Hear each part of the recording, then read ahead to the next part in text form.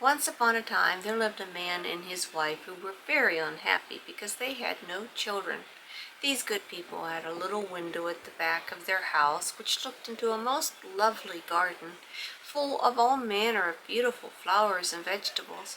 But the garden was surrounded by a high wall, and no one dared to enter it, for it belonged to a witch of great power.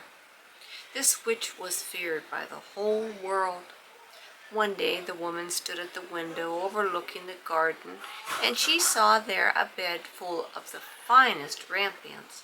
The leaves looked so fresh and green that she longed to eat some. The desire grew day by day, just because she knew she couldn't possibly get any, and she became quite pale and wretched. Her husband grew alarmed and said, "What ails you, my dear wife?" "Oh," she answered, "if I don't get some rampions to eat out of that garden behind the house, I know I will die." The man, who loved his wife very dearly, thought to himself, "Oh, rather than let my wife die, I will fetch her some rampions, no matter what the cost." So at dusk he climbed over the wall into the witch's garden, and hastily gathered a handful of rampion leaves, and he returned with them to his wife. She made them into a salad which tasted so good that her longing for this forbidden food only grew. If she were to know any peace of mind, there was nothing for it but that her husband should climb over the garden wall and fetch her some more. So at dusk over he went, but when he reached the other side, he drew back in terror, for there, standing before him, was the witch. "How dare you?" she said with a wrathful glance. "How dare you climb into my garden and steal my rampion like a common thief? You shall suffer for your foolishness." "Oh," he implored, "pardon me, please. Necessity alone drove me to this deed. My wife saw your rampion from her window, and she desired it so much that if she didn't have it she would have died. I had to take some, please, to make my wife live." Then the witch's anger was a little appeased, and she said, "If it's as you say, you may take as much as you want, but on one condition: that you give me the child your wife will shortly bring into the world. All will go well with it, and I will look after it like a doting mother." The man, who was terrified, agreed to everything she asked, and as soon as the child was born, the witch appeared, and having given it the name of Rapunzel, which is the same as rampion, she carried the child off with her.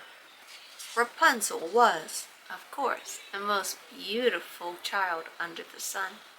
When she was 12 years of age, the witch shut her up in a tower in the middle of a great woods, and the tower had neither stairs nor doors.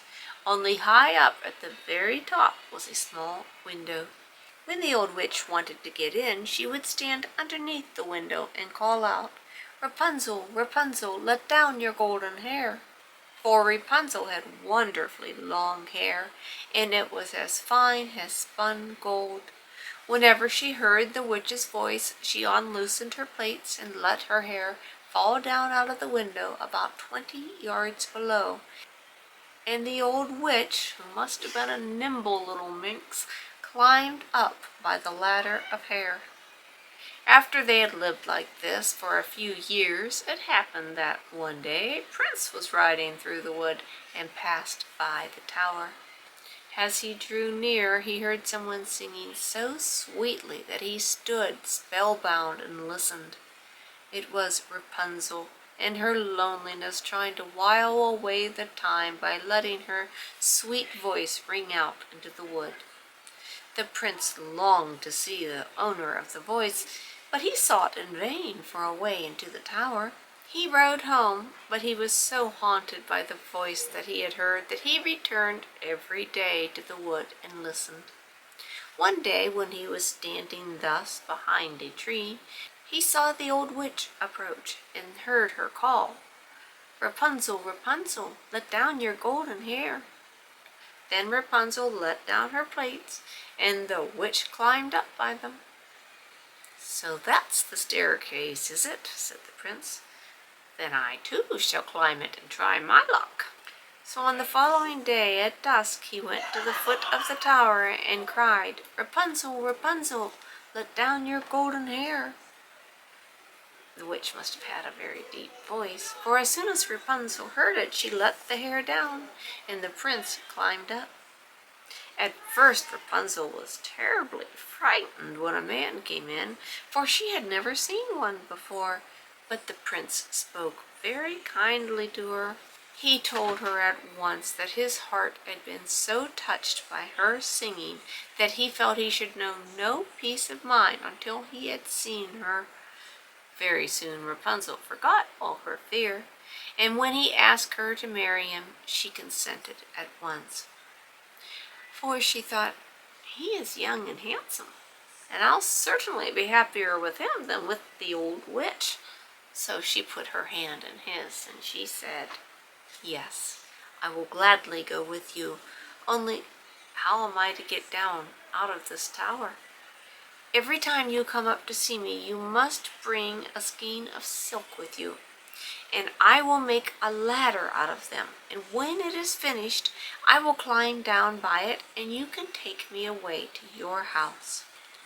They arranged that until the ladder was ready, he was to come every evening, because the old woman was with her during the day.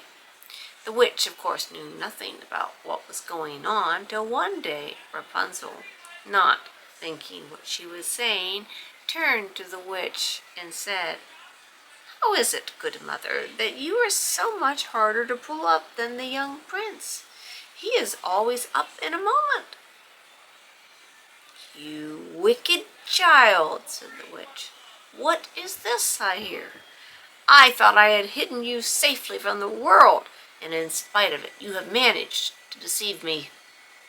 In her wrath, she seized Rapunzel's beautiful hair, wound it round and round her left hand, and grasping a pair of scissors in her right, snip, snap, off it came, and the beautiful plaits lay on the ground.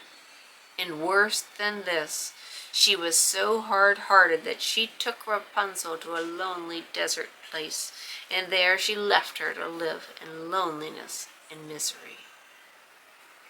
But on the evening of the day in which she had driven poor Rapunzel away, the witch fastened the plates to a hook in the window, and when the prince came and called out, "Rapunzel, Rapunzel, let down your golden hair," the witch let them down, and the prince climbed up as usual, but instead of his beloved Rapunzel, he found a wicked old witch, who fixed her evil, glittering eyes on him and cried mockingly, "Aha! You thought to find your lovely lady here, but the pretty bird has flown away, and its song is dumb. The cat caught it, and will scratch out your eyes as well. Rapunzel is lost to you, and you will never see her again." The prince was beside himself with grief, and in his despair he jumped from the tower, and though he escaped with his life, the thorns among which he fell pierced his eyes out. Then he wandered, blind and miserable, through the wood, eating nothing but roots and berries, and weeping and lamenting the loss of his lovely bride. So he wandered about for some years, wretched and unhappy, and he came at last to the desert place where Rapunzel was living. All of a sudden he heard a voice which seemed strangely familiar to him. He walked eagerly in the direction of the sound, and when he was quite close, Rapunzel recognized him, and she fell upon him and wept. But two of her tears touched his eyes, and in a moment they became quite clear again, and he saw as well as he ever had. Then he led her back to his kingdom, where they were received and welcomed with great joy, and they lived happily ever after.